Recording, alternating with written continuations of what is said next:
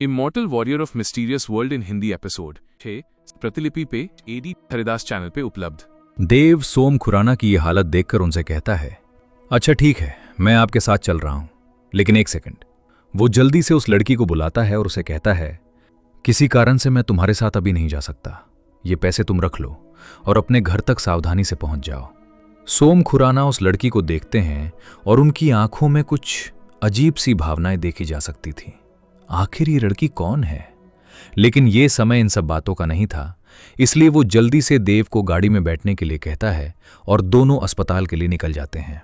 वो देव को जल्दी से हॉस्पिटल के कमरे की ओर ले जाता है।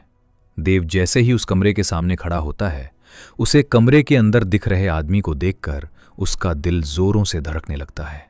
उसकी आंखों में आंसू आ जाते हैं और जैसे ही वो उस इंसान की हालत देखता है, उसके गुस्से की कोई सीमा नहीं रहती। उस रूम के अंदर धर्म खुराना बहुत ही दयनीय स्थिति में थे। वो शीशे वाला दरवाजा खोलकर रूम के अंदर प्रवेश करता है और कांपते हुए अपने पिता के पास बैठ जाता है। वो अपने पिता को देखता है, मन ही मन सोच रहा था कि आखिर पिताजी यहां कैसे आए। वो पास खड़े डॉक्टर से कहता है, क्या ये ठीक हैं?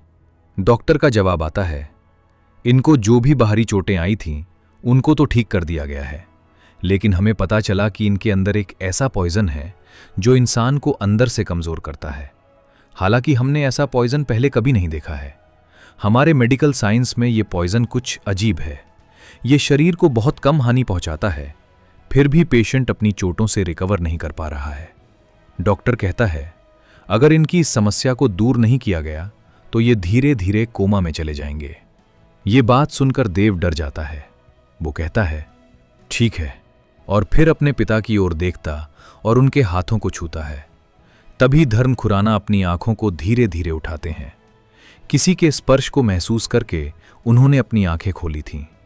वो थोड़े दर्द में अपनी आंखें बंद कर लेते हैं, लेकिन अपने बेटे को देखकर उनकी आंतरिक शक्ति उनका साथ देती है और वो दोबारा अपनी आंखें खोलकर अपने बेटे के हाथ पर अपना हाथ रखते हैं। देव अपने पिता के हाथ पर अपना दूसरा हाथ रखता है और रोते हुए कहता है, आपका ये हाल कैसे हुआ?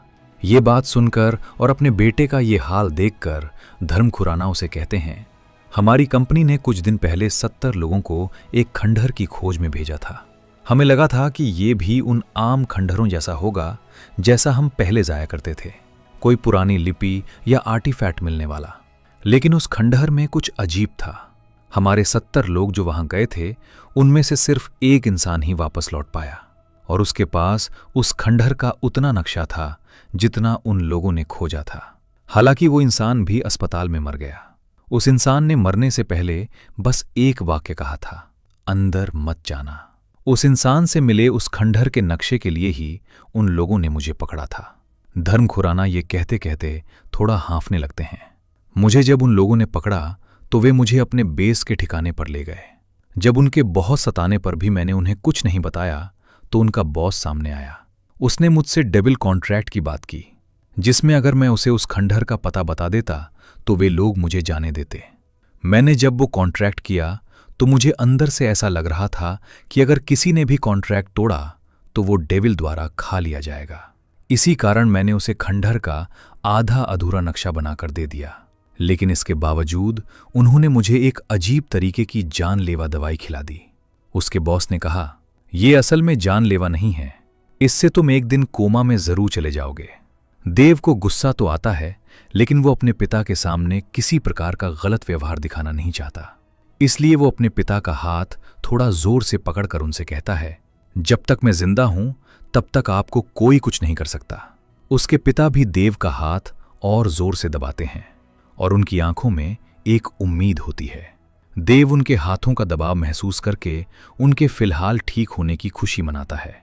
तभी पास खड़ा डॉक्टर नर्स को आने के लिए कहता है और जब नर्स आ जाती है तो वो उसके पिता की पुनः जांच करने लगते हैं। धर्म खुराना ने भी अब अपनी आंखें बंद कर ली थीं। देव रूम से बाहर की ओर आने लगता है और अपने मन में कहता है, डेविल कॉन्ट्रैक्ट, आखिर ये क्या है? लेकिन जो भी है, इसी कारण से मेरे पिता की जान बची है। मैं उन इंसानों को एक दिन इसी डेविल कॉन्ट्रैक्ट से खत्म करूंगा।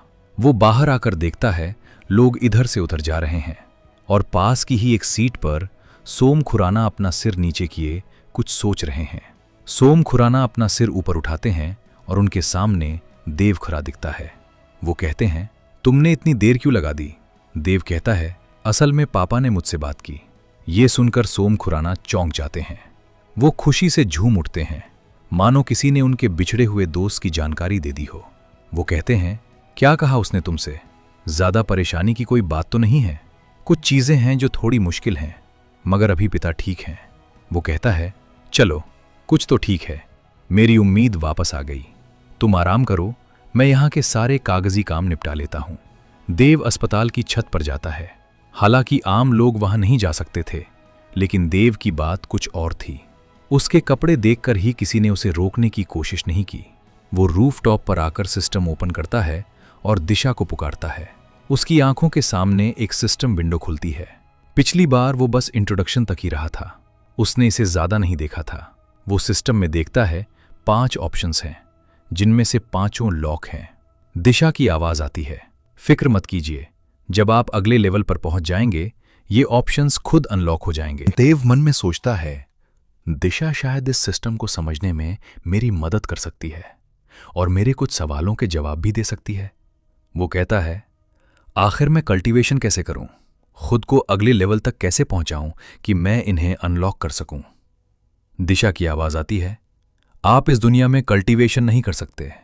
इस दुनिया में दिव्य शक्ति की प्रचुरता बहुत कम मात्रा में है। अगर आपको कल्टीवेशन करना है तो कल्टीवेशन वर्ल्ड में जाना पड़ेगा। देव दिशा की यह बात सुनकर थोड़ा हैरान होता है, लेकिन वो दिशा से कहता है, तो फिर मैं कल्टीवेशन वर्ल्ड में कैसे जाऊं? क्या तुम मुझे वहां भेज सकते हो? और अगर ऐसा है तो फिर इस दुनिया में कल्टीवेटर कैसे हैं? दिशा कहती है, असल में इस दुनिया में कल्टीवेशन के लिए कोई शक्ति नहीं है। इस दुनिया में टेलीपोर्ट्स की खोज बहुत पहले ही हो चुकी थी, लेकिन इसे बनाने का खर्च केवल बहुत बड़े लोग ही अफोर्ड कर सकते थे। ये टेक्नोलॉजी भी गुप्त है, इसलिए आज तक आपको इसके बारे में पता नहीं है। देव हैरानी से कहता है, क्या ऐसा है सच में? वो कहता है, आखिर टेलीपोर्टर को बनाने का खर्च कितना होगा? दिशा का $28 मिलियन अप्रॉक्स। देव ये रकम सुनकर चौंक जाता है। वो अपने मन से टेलीपोर्टर बनाने का ख्याल निकाल देता है, क्योंकि अगर इतनी लागत है तो समय भी उतना ही लगेगा। देव इतना इंतजार नहीं करना चाहता था।